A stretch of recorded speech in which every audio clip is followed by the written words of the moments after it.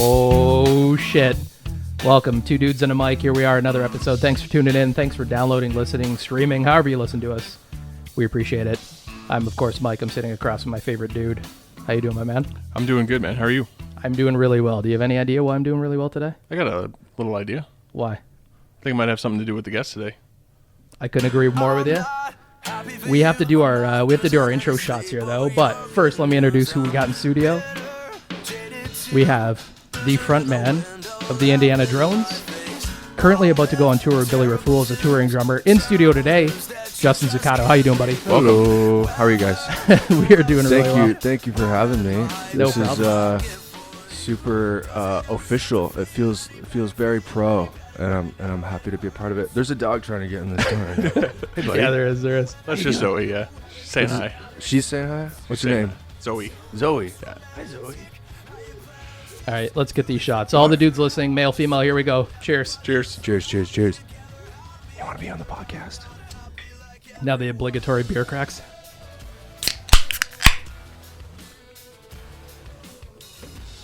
Oh, there we go. All right, I think we're set. We're ready to go.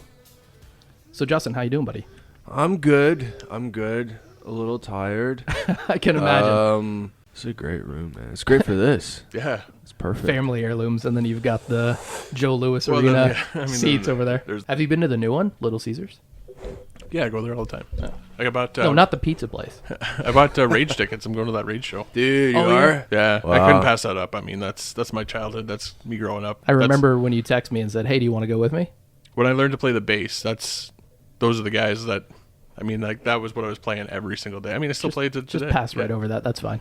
You never invited me. He's taking his wife instead of me. It was $400 for 2 tickets for nosebleeds. So You know how many it times- really? Yeah. Yeah. Wow. It was a lot of control. I mean, What's the most you've ever paid for a concert? this will be my most expensive. Really? Rock on the far. Range? No, I never made it to Rock on the Range. Oh. Yeah. How about you? Yeah, I don't know. I'd have to say the Rolling Rock Fest was pretty expensive. Other Like than a that, festival, like that. Other I guess, than that, it'd I be guess a Korn. festival is kind of an anomaly in a way because Yeah. you get so many bands. I'd say Korn. Korn. Yeah, How much was that? like $120. That's not too bad. American, yeah. I paid $200 for Pearl Jam once.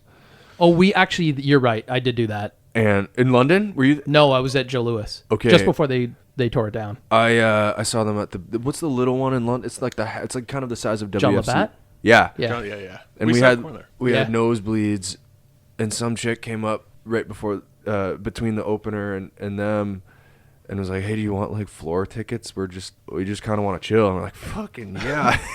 So we thought we paid $200 to sit in the nosebleeds. You know, we got Holy floor shit. ticket. That was awesome. That was a great show. I want to say the tickets, I got. Yeah, it was the same thing. We were in the very last row of Joe Louis. The cement wall was the back of my seat. That's how high we were. We were at the very top, and we were probably, I don't know, 10 sections away from the stage. Yeah, and we paid like $160, $180 or something. Shit. Yeah. I still remember the one. I think it's only. I saw Tool there too, but the only other time I went there to the Labatt Center was that weird concert, that Korn concert. You tell me we went Yeah, to this. I don't we did. remember this. it was American Hi-Fi. He said Blink 182 open for Korn. no, it was Korn opened for Nickelback. Right. Oh. Yeah. wow. Yeah. And it was American Hi-Fi, Good Charlotte, 3 Days Grace. Then it was Korn. I thought you said Blink 182. No, they weren't there. Oh. And then Nickelback. Yeah, and everybody left after Korn pretty much. Yeah. Yeah. Wow. Yeah. Nobody stayed for Nickelback. I would have stayed for Nickelback. I have a theory did about we? Nickelback. I don't remember if we did. I don't remember the concert. Sort of did. I mean, I wasn't in rough shape. If I'm being honest, I was a little too far gone at that point. Like you were at the last one we went to. You had your head buried for asking Alexandria. I pulled it back Beartooth. together for that one. Yeah. Yeah. Do you listen? Are you into that stuff?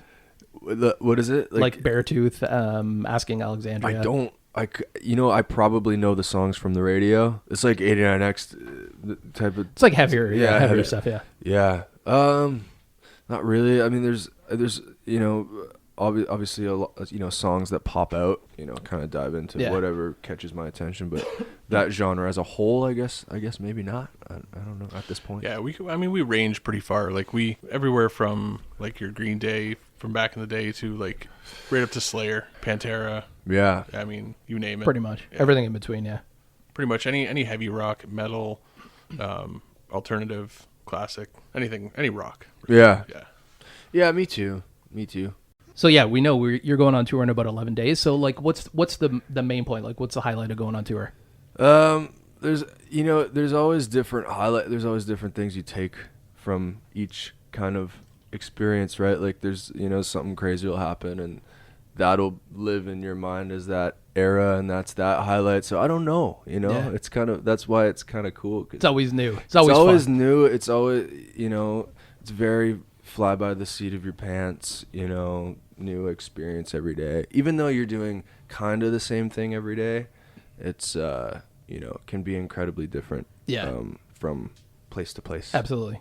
So conversely, what's the worst part about touring? There's always downsides to everything. What's the worst part?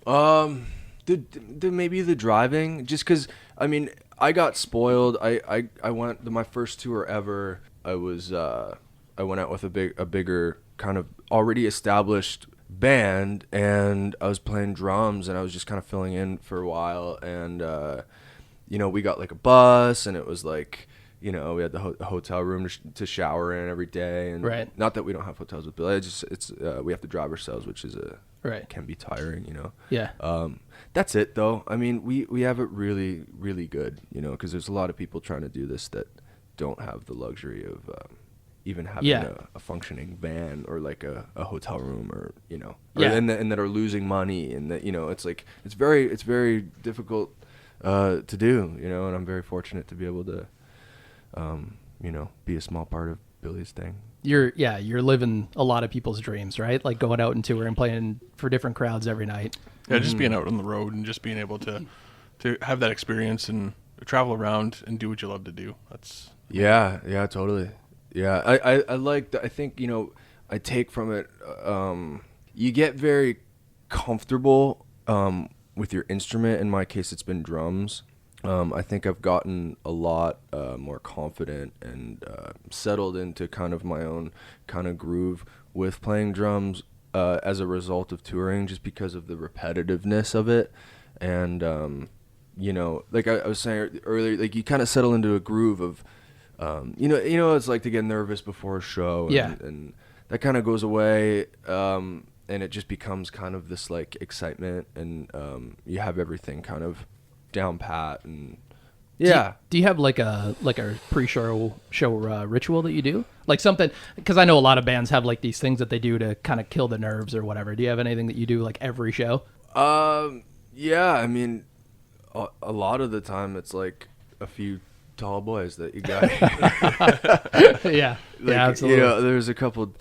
I don't like drinking before playing anymore. Not that it got to too much at all by any means, but just with the being tired every day type of deal isn't fun. You know? I like to just be sober for the most part while I'm out, and but it used to, when we were in Europe especially, we had drivers over there, so it was, you didn't have to worry about driving after the show or in the morning, so it can creep up on you a little bit. Absolutely. And I used to do like have a few Goose Island tall boys. That was my thing. I like the IPA. IPA. Yeah. You like IPA? Yeah, I do. Yeah.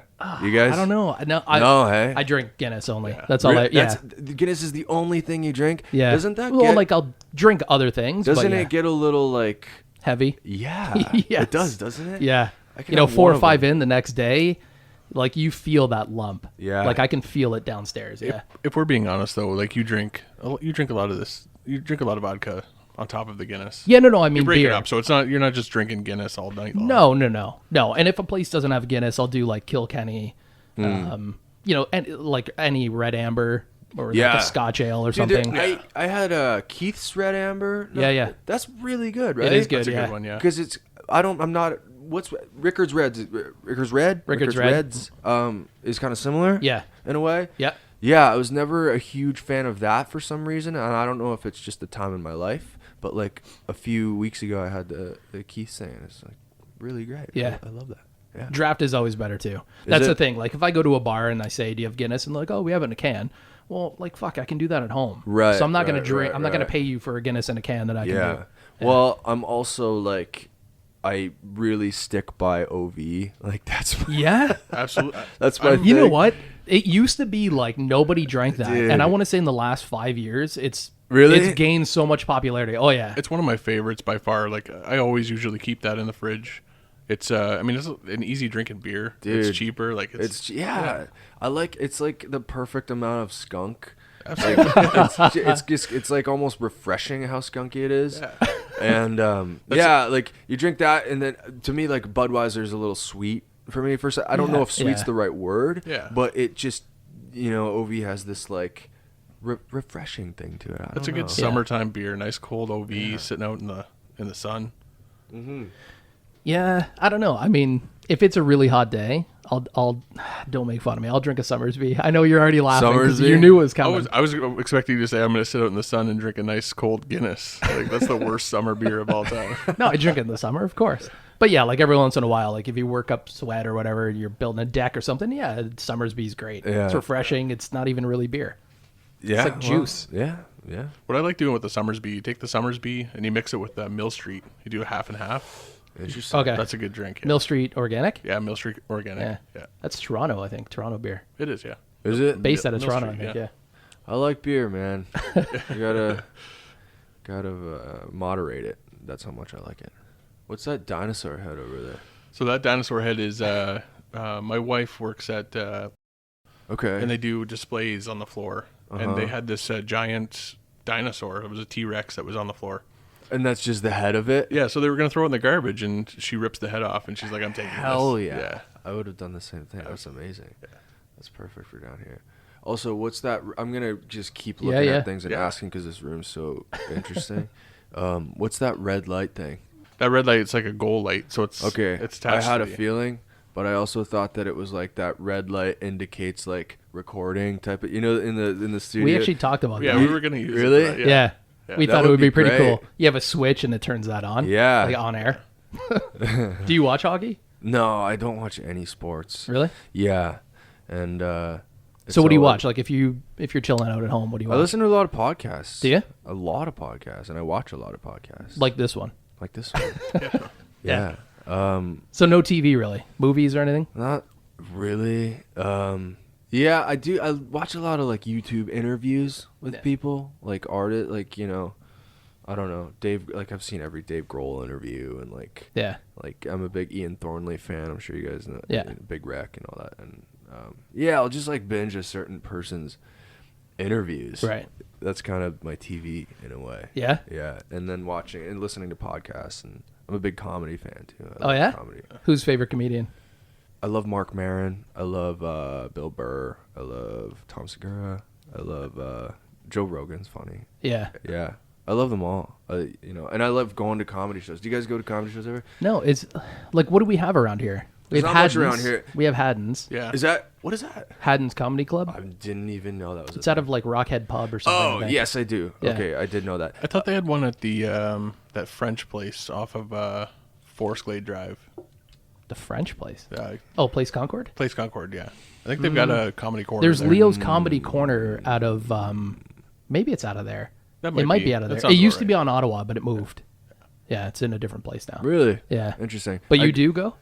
No, well, in Toronto, I spent a lot of time in Toronto. I Yuck Yucks. Me and my Yeah. brother used to go to a whole bunch. But there's this place on Queen West called Corner Comedy, and it's like this little room, right?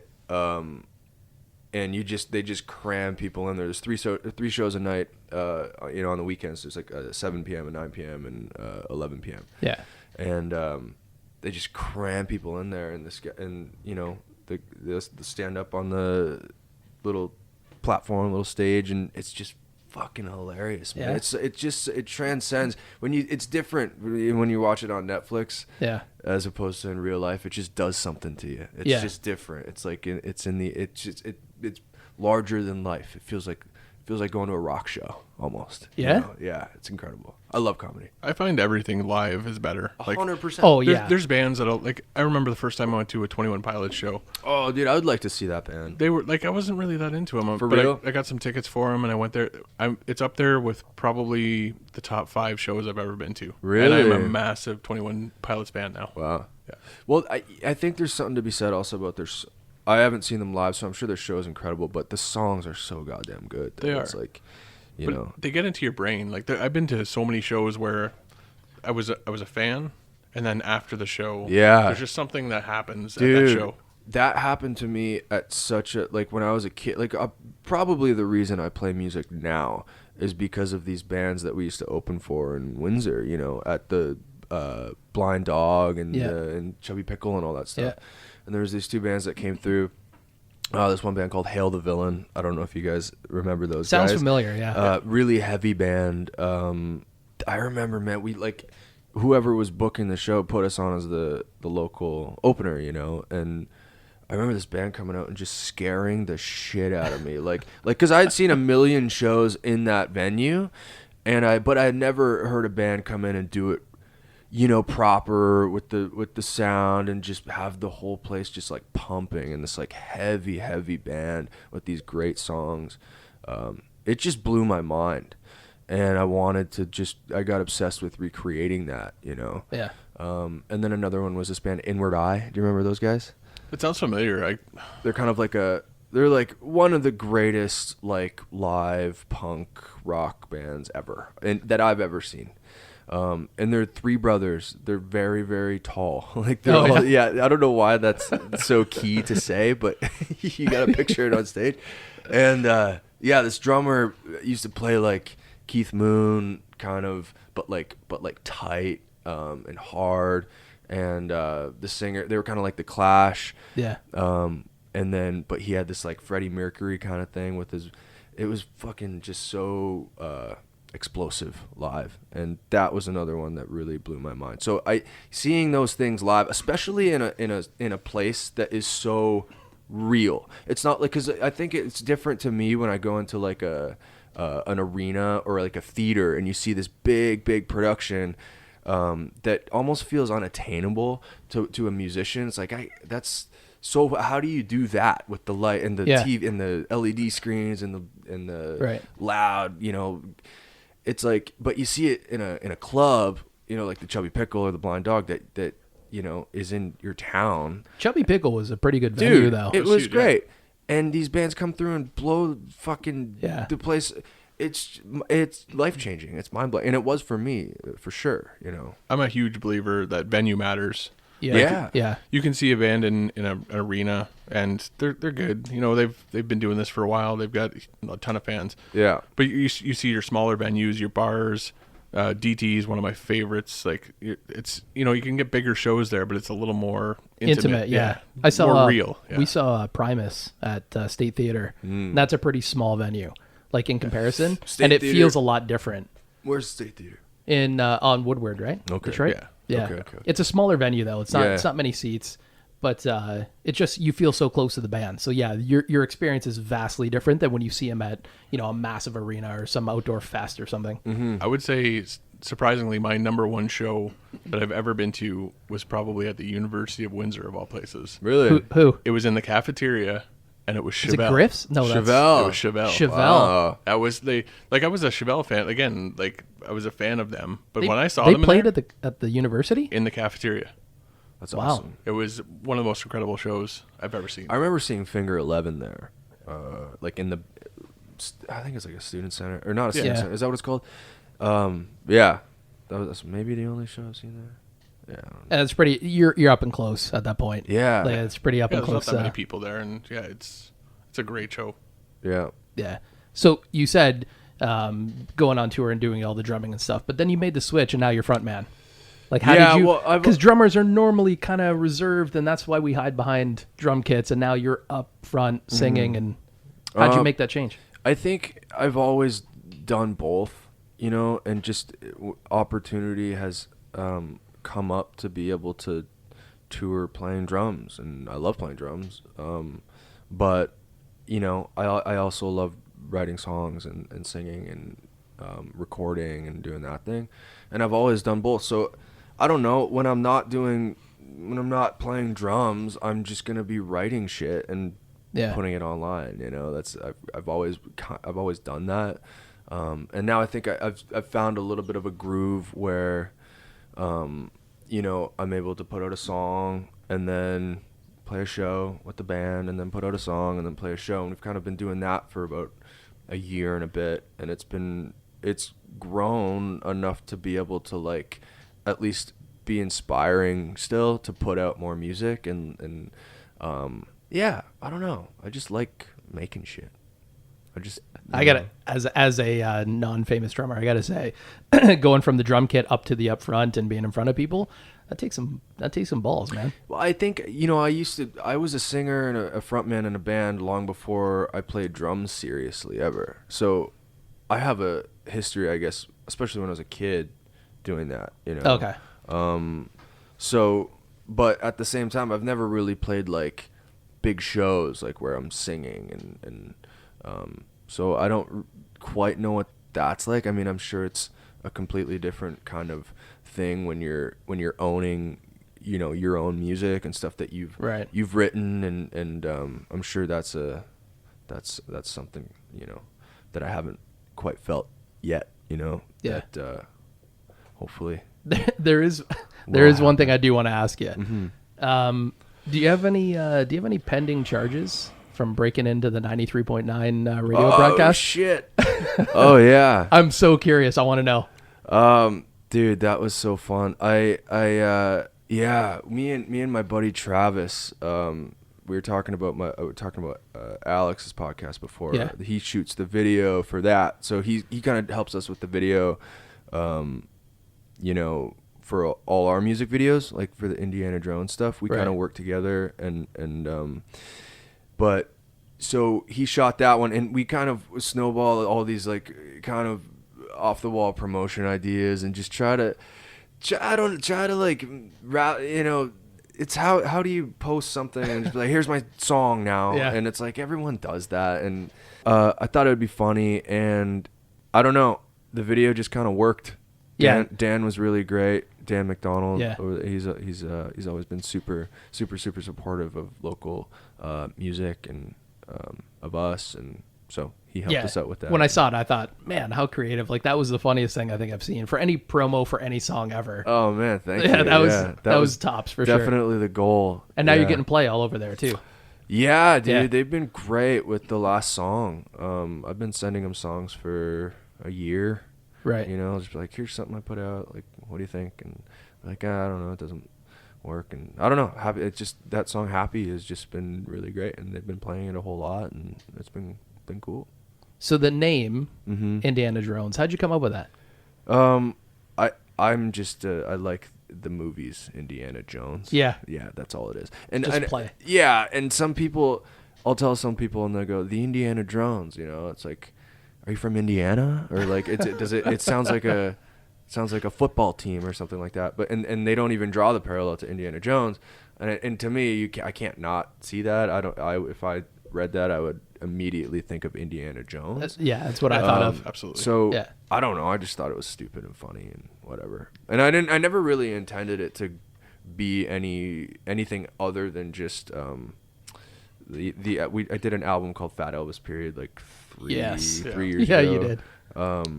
And I just put it out, and I needed a name, and that sounded funny and stupid and whatever. I don't know, but I mean I like it. I think it's okay. Honestly, like, it fits. I think it's a great band name. Thanks, man. That was a good album too. I listened to all the songs on there, and I noticed that definitely a heavy Green Day influence. Yeah. Billy Joel. Yeah, I mean that's I that's been kind of my whole, that's kind of what got me into music. At least that was the first band that was like, it felt like it was something that I had discovered on my own and not overheard, or like, it was like, this is something that I really like, and I'm going to listen to this. And so, yeah, they've been kind of like my Beatles in a way. Yeah, you know what I mean? Well, like, we grew up with them too. Yeah. And Dookie was like... Yeah. greatest album for us. Dookie was the soundtrack to our high school years. Pretty much, yeah. And dude, that Fat Elvis period was like, you know, I wanted to make Dookie again. That's what I wanted to do with that. And so, it's been on repeat for me. Oh man, that's awesome. And obviously there's super, you know, heavy influence there, but I knew that it would start to, the more that I would record and the more I'd write for this, with this kind of thing in mind, that it would start to take on a life of its own. And I think it has, like, certainly with the last, you know, few songs, I think it's kind of found its own little path, and it's not so much that, but yeah, I mean, I don't know, I'm not gonna not talk about it. Like, you know, they're one of the great bands kind of ever. Oh yeah, you can notice in the last couple of singles that you've released that you're definitely taking a step away from that. And that was always the intention, you know, but I think it was like that album, that Fat Elvis period album for me was just shaking off the rust songwriting wise and going, okay, I can write this song and hear it in my head exactly the way that it's gonna sound, and I knew how to execute that. Right. I just play the drums, play the bass, and play heavy electric guitars, and I knew how to do that so well, and I didn't get in the way of myself with being like, okay, what is this gonna sound like? How do I take this song and make it like come to life now? And that was always the goal for that album, and I like it, and I like that it lives online, and you did a 3 people listen to it. Every no, I don't month. think that's right. You did a not live Instagram. Oh shit! And I saw you creating a song right there live on the spot. So my obvious question is, how do you write? Like, what do you write first? It's always different. I honestly, like, what it stems from, I'll have my phone with my voice notes, with melodies, just stupid little, you know, oh, this would be kind of a cool first line for a chorus or something. I'll record it. And I rarely listen back on the voice memos, but what I do look back on is I'm always in my notes app, writing like, just lyrics. Like, you know, I have like pages and pages of just stuff that I think of. I don't know. And then when I'm, you know, I'll have a melody idea, I'll kind of look back through those notes and find something that kind of feels right to work off of, and then I'll build it around that.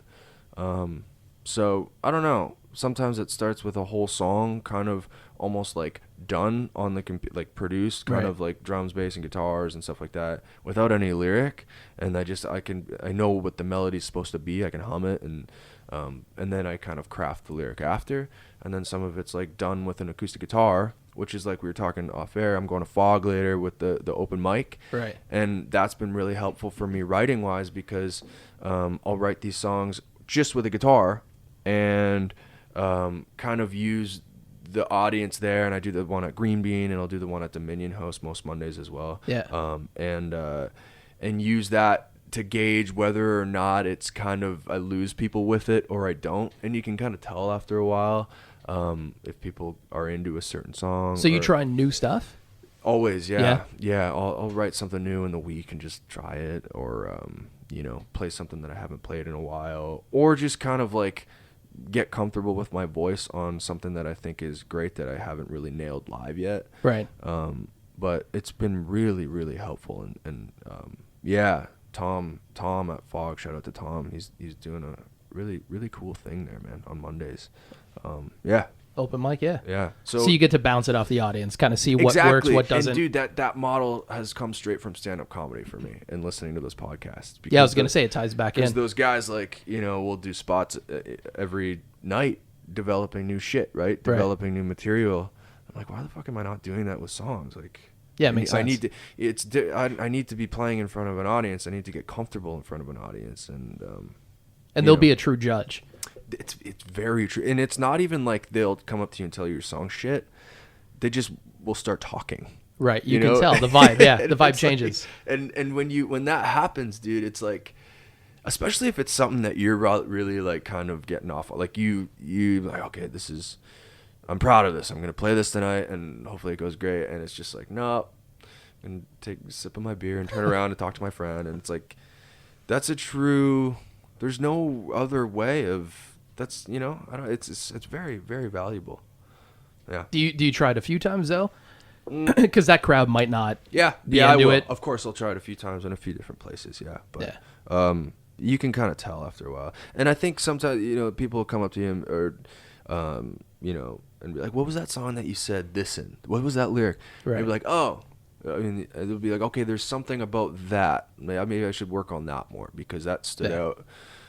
So yeah, I don't know. It just happens very sporadically and different all the time. So I heard you before. You said you're somewhat of a control freak, and you don't put out anything you're not very proud of. Like you have to be absolutely 100% on board with the song. Mm-hmm. So how many like iterations of a song do you have before it actually makes a cut? That's kind of a different, case by case, thing as well, because sometimes it happens very quickly. Sometimes I'll have the song and I'll go to record drums and bass and guitar and then be like, yep, this is pretty much the way I want it to sound.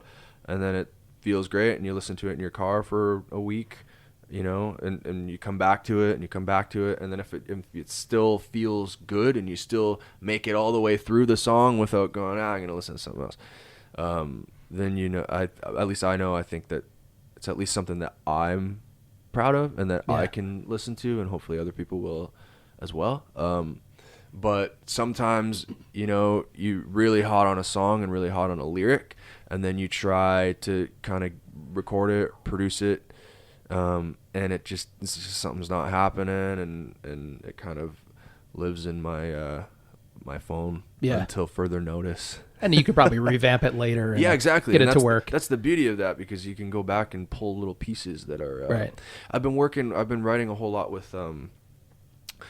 There's this songwriter Ash from a band called USS, and we've been writing a whole bunch of songs together in Toronto. And one thing that I took from him is that he says when they work on stuff, he'll go through his voice app on his phone, and have like hundreds of ideas. Yeah. And he'll go back and hear a certain melody in a verse that he did 6 months ago, and he'd be like, "Stop! Do what is that? Right. That's our chorus now. Yeah. And then let's build around it." So it's kind of like it's just finding those bits and pieces that just feel undeniably good, and then trying to build stuff around that, rather than being like, here's my verse, here's my chorus, here's my fucking bridge and solo, guitar solo, outro, and then structure. Just find the pieces that feel amazing, and then, and keep yourself inspired that way. And when you have it, like when you hear it, you're like, okay, this is it. Yeah, and I think that comes from like a lot of showing. There's nothing. I was having this conversation actually with Billy the other day, and we were like, there's nothing worse than showing somebody a song that you're really proud of, and then them going like, I don't know, man, like I like this. What about this song? I like this song, and they're like, fuck, no, you didn't hear it right. Go listen to it again. And there's a very telling thing. But also the worst part is when they know you're really proud of this song and you're showing it to them, and then they fake the enthusiasm. You can tell. Oh, it's the worst. And it hurts. Gut-wrenching. It sucks. Gut-wrenching. Yeah.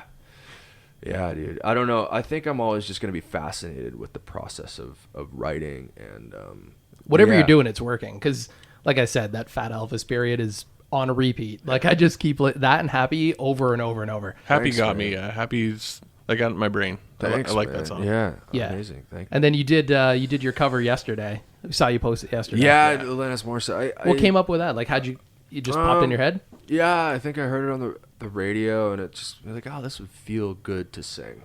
And then I just quickly kind of recorded it and put it out. It wasn't really a thought out thing. Because really, I want to put out another song very shortly, another single. And the single thing has been working better, I think, than putting out a chunk of music at a time. I was going to say, you have like 7 singles out right now. Yeah. And then the one album. Yeah. So I think I'm just going to keep going with singles until, because I don't know, like, especially my attention span is so shit. And I would assume a lot of people's attention span is shit. Because, even like, I'll be scrolling through Instagram and, hear a friend's new song or whatever. And, it's like, if it doesn't catch you, and I'm sure you guys are the same way, it's just the way we are as people who like music. I don't know, like if it doesn't catch you in the first little bit, you're like, what else? Next. Like it's like, and I think I'm just trying so hard to avoid that at all costs that it's like, what is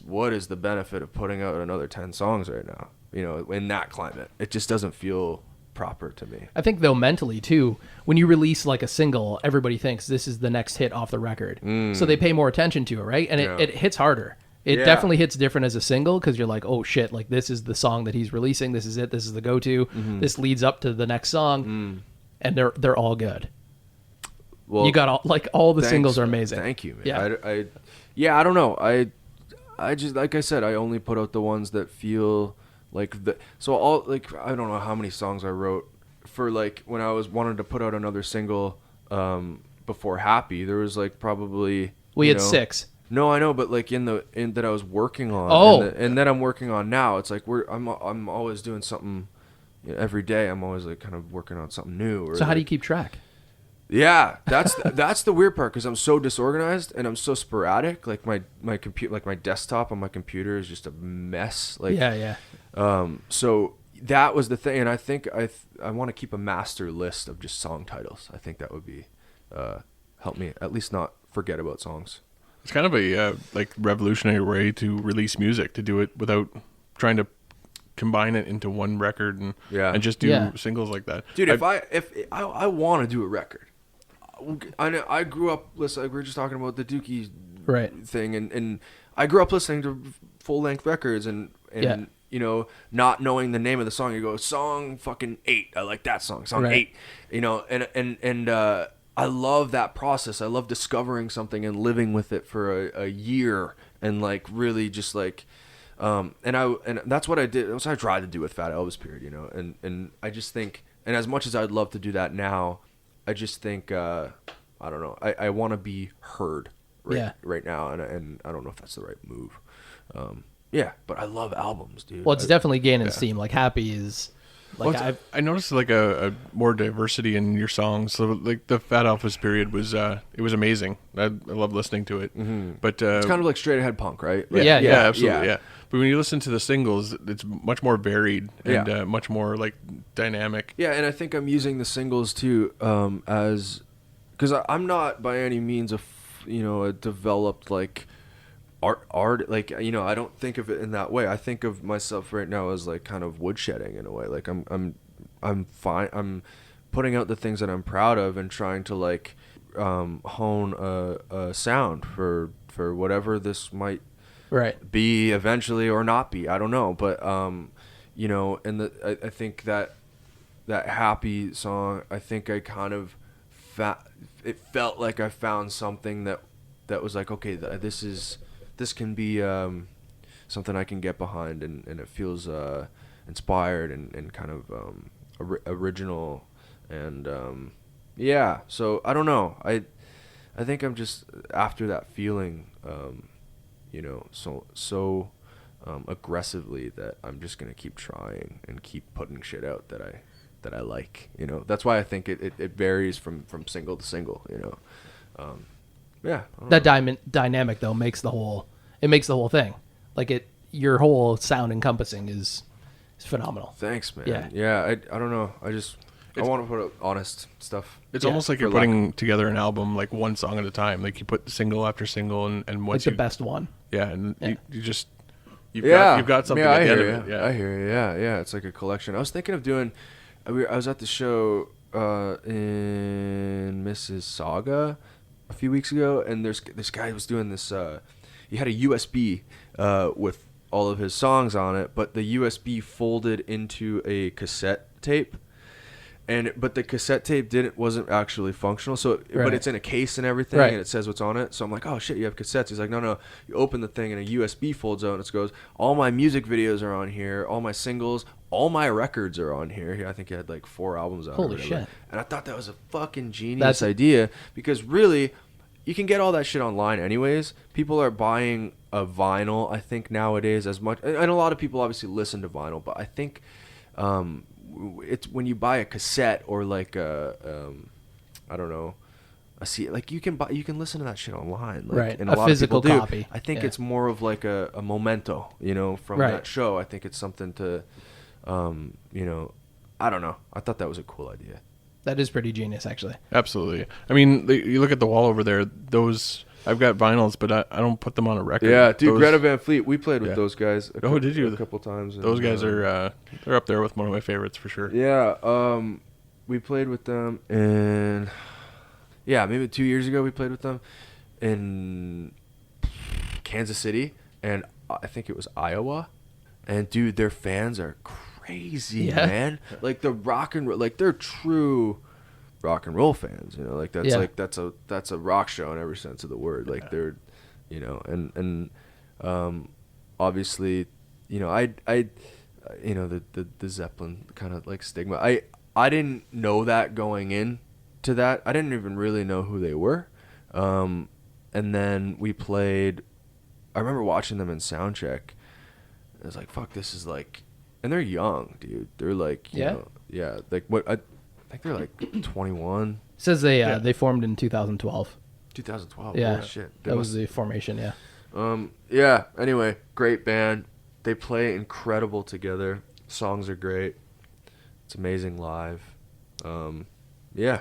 Yeah, it's just a leftover set. Like they have their own sound, but they've also taken on this lost sound. I mean, Led Zeppelin was kind of Yeah, I don't care about that at all. And we obviously talked about like with the Fat Elvis Period record how the Green Day thing, and it's not like I'm not ignoring that. I'm not gonna not talk about it. Yeah. It's what influences did you have though? Like growing up?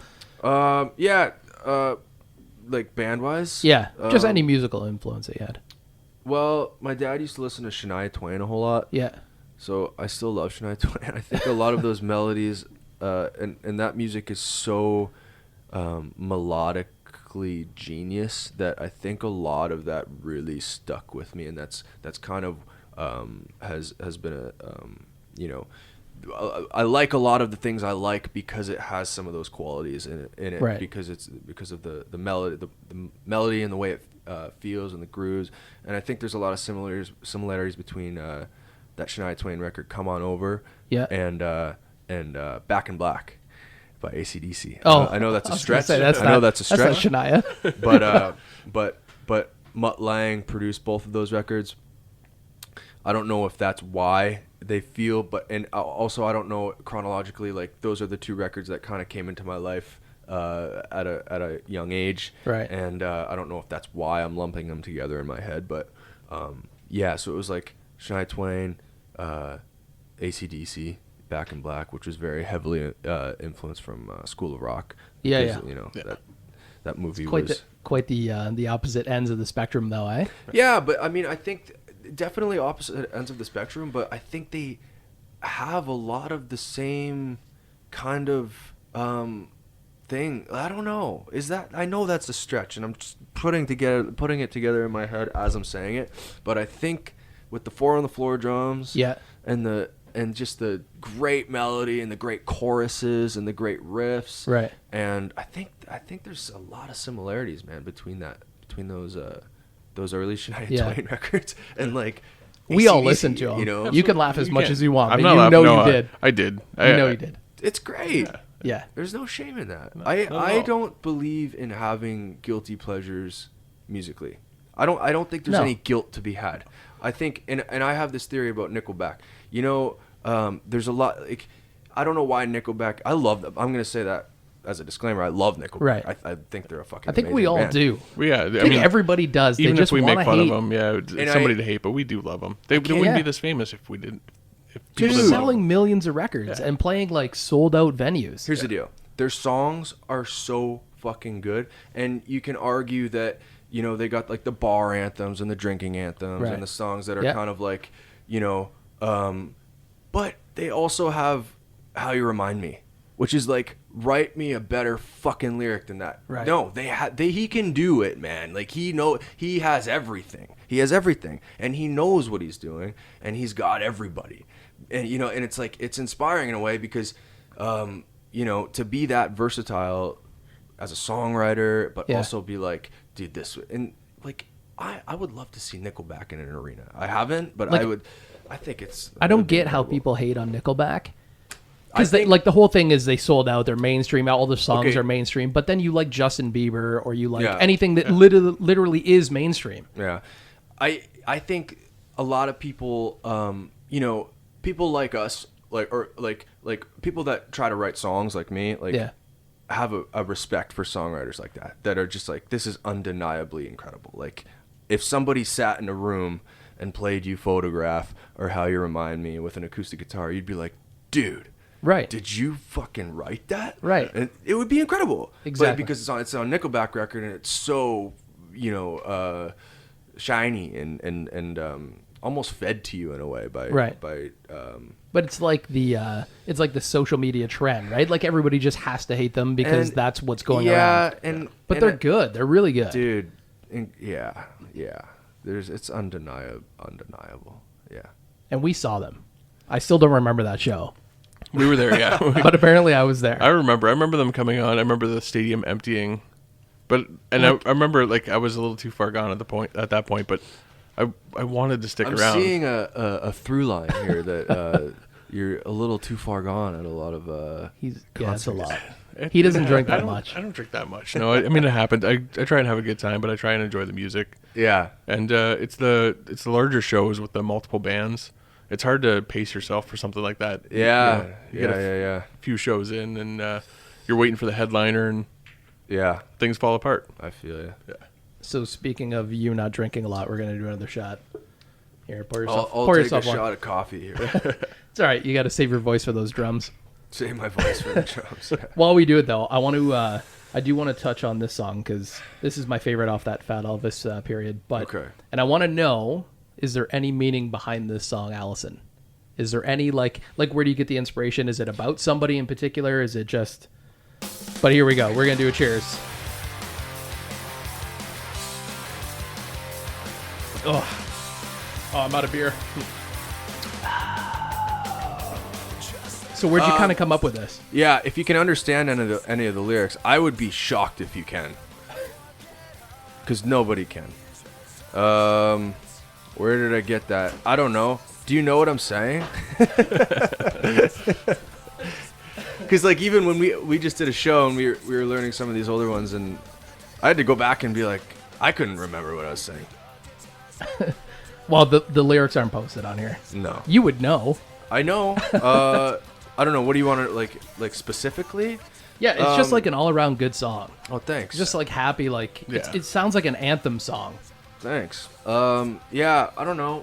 It's kind of angry if you read the There's which I there don't have aren't. lyrics. So I'm gonna leave that as maybe a little bit of a mystery, and not what's the word? I don't know, man. I don't. It's good, though. It's good, yeah, Specifics no. specifics get a little weird because I always thought it was kind of strange if when I'd hear songs that I really loved explained, and not that it happens that often, but I think it's almost when you listen to a song and you think somebody's saying this, or you think you Right. listen to the song Yeah. and you go, this has to mean this, and it's gonna live with you for 7 years, and this means this to me, and every time I hear this song I feel this way. Hearing somebody explain why they wrote something specifically can take that away from a listener. Yeah, I agree with that 100%. And me as a listener, I want to be able to make those judgments for myself. Right. Yeah. And I think that level of mystery is important, and I think it's rock music, and especially like a pop punk kind of song, pop punk, quote unquote. I don't know what it's called. Right. Punk. I don't Yeah, know. yeah. Rock. I think everybody relates to it differently, right? Yeah, It's and your I own think interpretation. what I was going to say is that I think that this genre is quite forgiving in that way, because you can kind of just shout things, and people not that there aren't lyrics. There's that song is written, and I spent a lot of time Right. writing lyrics, but Yeah. a lot of stuff is misunderstood, and a lot of stuff you can't make out, and a lot of stuff just feels good to hear because it's a nice melody. And I think all of those little mysteries in music make it better, make it for me at least. I've always thought that. I mean, music, I think, means something different to everybody. It depends on the time and the place that you hear it. Yeah. The time of your life that you're in. Like 100%. you hear one person hears a song and that means something completely different to them than to somebody else. Yeah. Yeah. And there's definitely something to be said for like the first time you hear, like everybody talks about the first time they hear, they heard "Smells Like Teen Spirit." I was here, I knew what that, do you have that story? No, I don't think I do. For me, it was Mbop. I think that was my go-to anthem. What is that? Hanson. Oh man, I You don't know that song? No, I don't. Oh, we can't play it. Bob Hanson. You got to you got to listen to that. I will. I think it was a Nirvana song for me, but it was I want to say probably Lithium. Lithium or Poly was probably that was where, like, I remember exactly where it was when I heard that. What was that, in Euro? No, never mind, I think. Nevermind, yeah. It wasn't Paul- Bleach. Paul Bleach is when I got into Nirvana. Yeah. It was like 92 or something, 91. Wow. I mean, yeah, no, I remember listening to them like way back in 92, but when I first registered, Yeah, I love when I that. first registered, I remember the exact time and place. Like, I know who I'm listening to, and it was actually shortly after his death. It was That's when you got into him? yeah. Yeah. Because actually, I was fairly young at the time, and I had just moved to another city. And I was with I was a little older, but we had gone to a new city, so they're more like a tour guide showing us around the city. And she was massively into Nirvana. And the news came on the radio that he had killed himself. And she was beside herself. She was in tears. She was listening to Nirvana nonstop. Wow. And it was. But it took like the world by storm though. Yeah. When that news broke, I remember everybody, like, that was a somber period for everybody. It was horrible. Like, this is done. Yeah. But at the same time, it's like, this is amazing. Like, like I'm listening to this for the first time. I think a parallel to that right now, I think Nirvana was, like Billie Eilish. Yeah. How she's just destroying. Yes. That was what I would imagine Nirvana to be. I did live through it, but I was too young to understand what it was. It was like, so the early 90s was kind of dominated by like Vanilla Ice, MC Hammer, Criss Cross. It was like hip hop and kind of rap, right? And then Nirvana broke on the scene and just, I mean, it changed an entire genre of music. So the entire 90s were basically, Nirvana and Pearl Jam, Alice in Chains. Like, that was the 90s. The grunge. Yeah, grunge era. Exactly. Mm-hmm. Yeah, so when he died, it shook everybody. That was just like a ripple felt across the planet. Wow. Yeah. Yeah. It was pretty heavy. But I can see that connection there with the Billie Eilish, like the speed at which she's gained popularity. Yeah, the amount of hits that she's got. Dude, after another. I was with Billy, and we did a week with her in Europe where we were playing these like very small like kind of not office parties, but they were shows for management companies and labels and agents and stuff like that. So it wasn't really open to the public, but it was Billy Raffoul, Billie Eilish, and this other guy called Jacob Banks, and we did a week with that lineup. We'd play every night, and so I kind of got to know Phineas a little bit, Billie Eilish's brother, and he, funny enough, where we're talking about my record Fat Elvis period, I remember he came in to the and this is a couple years ago. I didn't really know that they were going to become the biggest thing in the world. I knew that they were amazing. I knew that the songs were so good and that she sang incredible live, and she had this like really, really cool, genuine persona. But yeah, so I remember, anyway, so Phineas is, those guys are big Green Day fans, Billy and Phineas. And I remember Phineas coming into the dressing room, and he's like, dude, Fat Elvis period is like the record I wish Green Day would make again, yes, and we were talking about that before you came on, and that was such a compliment to me in the moment, because I knew that he had written and produced a whole lot of the Billie Eilish stuff, and I knew that he knew great music, and we kind of have kept in touch a little bit, and I'll send him a song, be like, what do you think of this? And it's kind of maintained a little bit, but obviously he's the biggest thing ever now. So I don't want to take anything away from Billie Eilish, but Phineas is like the brains behind that operation. Well, kinda. I don't know amazingly firsthand. talented. I don't know. Yeah. I don't know. But it seems to me that they're both fucking the real deal. You know, they're incredible. I can tell you a story. Yeah. Yeah. With the first big show that I did. Yeah. I was playing drums, and I flew in, and you know, I was super nervous, and there's like a screaming crowd, and I never played anything like that before. The first song in, dude, we in soundcheck got rained out because it was an outdoor kind of festival kind of deal. So we had not, and we didn't rehearse. I kind of had the click and the songs and the Ableton session to play to on my own, but we didn't play together as a band. So the first note that we played together was the first note of the show. And holy crap! So this was before the tour started. So this was like a one-off, you know, and all the gear was kind of rented. It was like a backlined kind of thing. So the kick pedal fucking broke the first note of the song. Like your drummer, like the kick pedal, like the not spring? Not broke. It was loose and it flew out. So the spring, like the side spring. Yeah. So I got no kick drum. So I'm like, you know what? I'm just gonna keep going. I'm gonna make it look like it's the fucking sound guy's fault, and I'm just gonna be like, "Yeah, this is all cool to me." And then, you know, the second song, they gave me a new one. The guy gave me a new one. We're going. It's all good. Playing these songs that are going really, really well, and I'm like, I'm a pig in shit because like this is like there's a fuck ton of people here, and I'm playing these like, you know, rock songs that, you know, just feel so good to play on the drums. Yeah. And then the generator blew. Oh, come on. And so all the power went out, except the only thing that you could still hear on stage was the drums, right?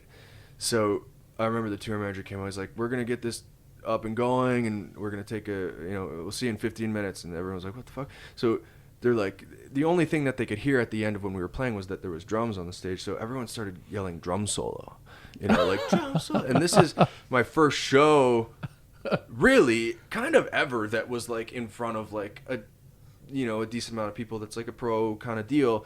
And so they're like, "Fucking dude, you gotta do it." Like I'm like, "Are you kidding me?" So I just went out there and did like my shittiest Dave Grohl, whatever, like, you know, impression that I could, and it went over great. They got the generator back up and going, and yeah, that was my first show. How do you regain the confidence though? Like, if everything went wrong, could go wrong, it did. Was beautiful because I knew what that felt like, and that was my worst fear. So it was like only be up. Exactly. From that point on, it was like gravy. It was just fun as fuck. And the rest of the tour went well? Yeah. Jesus. Yeah.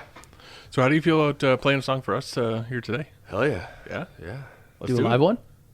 Absolutely. Let's do it. All right, let's set it up. I'm not happy for you. I'm not losing any sleep over your good news. I'm bitter, jaded too. Loser in the window, laughing my face. Long live the terrible tunes, the terrible news that you just can't repeat. Weather, cold outside, warm in my back pocket for you. Does it ever start to feel any better right now? It hurts. I can't cope with the terrible weather coming out in spurts. It's almost romantic how your plans just do a dance around the sun. Everybody looks so happy together. I'm not happy like everyone.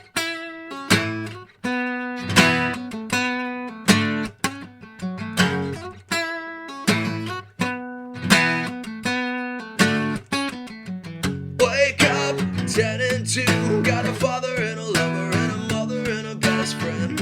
Late night, pay-per-view. Soak it in like a sponge. Eat it up like a breath mint. Heartbeat, promised land. Television, loner with a microphone. Kiss me, light me up. Backwards, alphabet, bourbon in a coffee cup. Does it ever start to feel any better right now? It hurts. I can't cope with the terrible weather coming out in spurts. It's almost romantic how you plan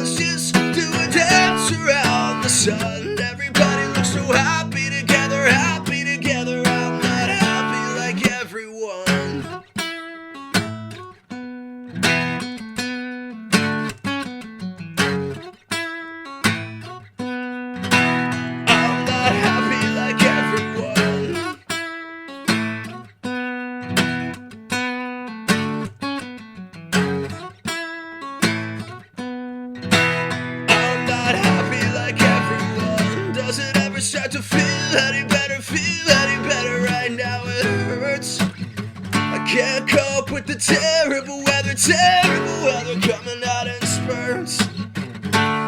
Let a bygone be a bygone. Put a smile on. Put a smile on. Put a smile on. Put a smile on. Does it ever start to feel any better? Feel any better right now? It hurts. I can't cope with the terrible weather coming out in spurts. It's almost romantic how your plans just do a dance around the sun. Everybody looks so happy together. I'm not happy like everyone.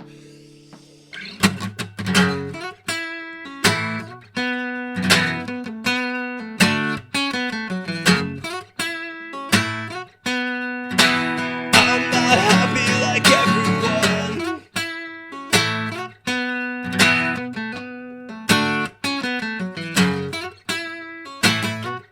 I'm not happy like everyone. Happiness is a warm gun. Happiness is a warm gun. Warm gun. Happiness is a warm gun. Happiness is a warm gun. Warm gun. Happiness. I'm not happy like everyone. Happiness is a warm gun. Warm gun. Happiness. I'm not happy like everyone. Happiness is a warm gun. Warm gun.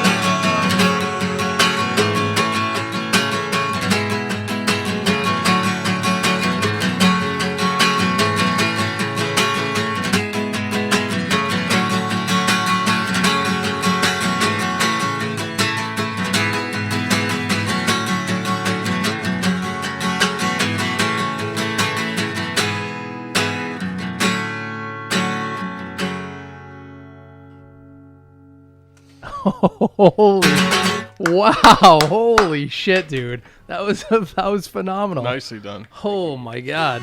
To be able to see that like live right up close, that was Thanks, amazing. man. Oh my Flipped a god. couple guitar notes. You couldn't even Didn't even tell. notice No, I had no idea. Fuck me, that was amazing. Thanks for doing that. Hell yeah, man! Thank you guys so much for having me, dude. This is incredible. I think, I'm so glad you guys are doing this, and I can't wait for it to start up. And this is an amazing space, and I think you guys are onto something. It's really cool. I think you guys. you definitely need to come back after your tour. Hell yeah, we Yeah. can do this properly and have some have some Guinness, have some goose. Yeah, that's right. Yeah. All right, so man, before we go, where Yeah. can people find you, like tours and your socials and stuff? What are you on? Yeah, just the Indiana Drones on Instagram is the big one. You know, that's kind of where that's the hub. I feel like for everything. That's the porn hub of music. And Facebook, the Indiana Drones, and YouTube, the Indiana Drones. And I think those are the main three. I'm really bad at this stuff, man. People are telling me I need a TikTok. I don't. That seems a little silly to me. I could be wrong. I'm probably the silly one for not having it, but I don't know. I think you would get tons of views. Yeah. If you played that live, oh yeah, absolutely. Yeah. Well. Give it a shot. Want to make a TikTok on air? We should. do this together. Awesome. Thank you guys. So we got to do what? One more shot? One more shot. Yeah. That's how we end the shows here. Here we go. So Here's my coffee. Here, Gus, give me your glass. All right. And I think the only fitting way to do the shot, of course, with the single "Happy." Cheers. Justin, thank you, sir. Thank you. Thank Cheers, you guys. guys. Thank you Cheers. so much.